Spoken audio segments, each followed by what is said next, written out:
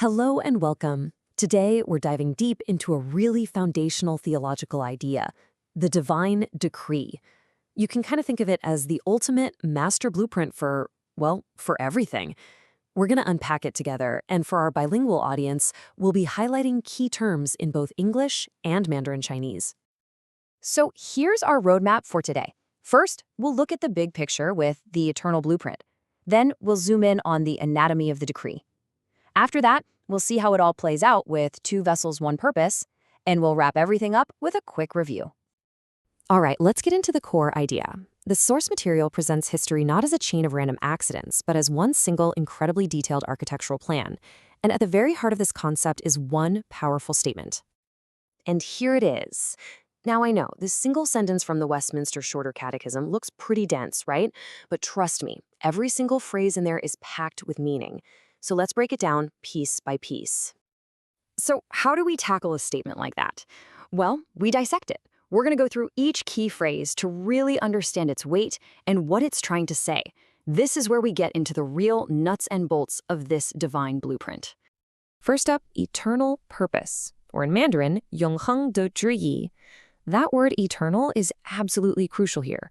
It means this isn't a plan that's just, being made up as things go along. It's not a reaction to events. The idea is that it's a single, unified plan that was established before time even began. Next, we have the phrase, counsel of his will. That's 他旨意的谋略. Now, this part is so important because it pushes back against any idea of randomness or impulse. The word counsel here implies a wise, thought-out, deliberate plan. It suggests there's an infinite intelligence behind the entire design. This slide really helps make that distinction super clear. On one side, you have this idea of divine counsel. It's purposeful, it's wise, it's rooted in character. And on the other side, you've got blind fate, just an impersonal, random, unthinking force. The source material is making a very clear argument for a deliberate plan. And that brings us to this big word, foreordained, or 预定. This might be the most comprehensive, maybe even mind-bending term in the whole definition. It literally means to determine or decree something beforehand. So in this framework, it means that nothing, and I mean absolutely nothing, that happens in our timeline is an accident. Every single event is part of this pre-established plan.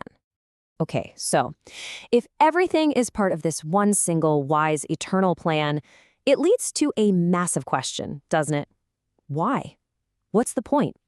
What is the ultimate goal of this incredibly detailed, all-encompassing blueprint? And here's the answer, the final phrase of the statement, for his own glory, or 为他自己的荣耀. This is the ultimate why. According to the source, the whole point of everything that happens, the entire purpose of the decree, is to reveal or manifest God's own character, his power, his wisdom, his justice, his mercy, to everyone and everything. So now that we have the definitions down, let's look at a really concrete example from the source material. How does this decree actually play out in the world? Well, the text uses this powerful metaphor of two different kinds of vessels.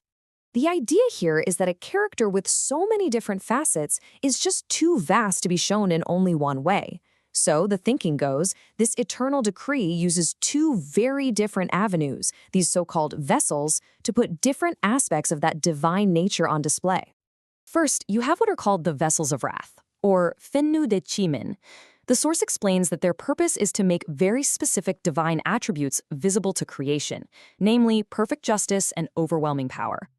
And then, you've got the other side of the coin, the vessels of mercy, 怜悯的器皿.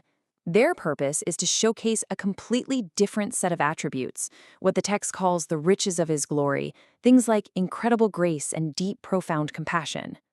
So you've got these two contrasting demonstrations, right? One reveals power and justice, the other reveals grace and compassion.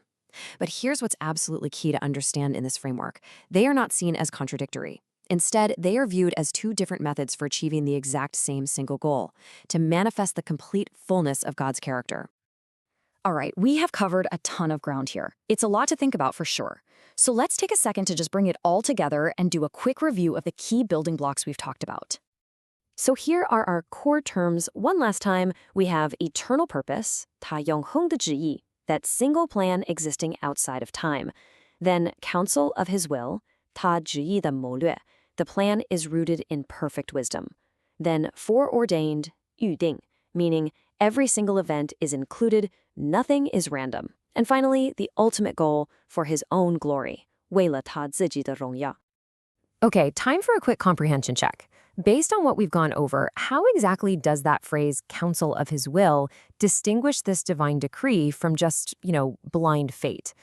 The key is that word counsel, right? It implies wisdom, deliberation, and purpose, not just a random roll of the cosmic dice. And one more for you.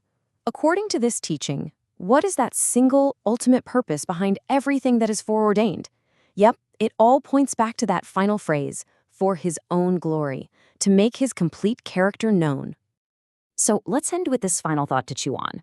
If every single event, from the massive to the minute, is truly part of a single, wise, and purposeful divine blueprints, what could that imply about the overall story, the grand narrative of history? It's a huge idea with some really profound implications. Thanks for digging into this with me.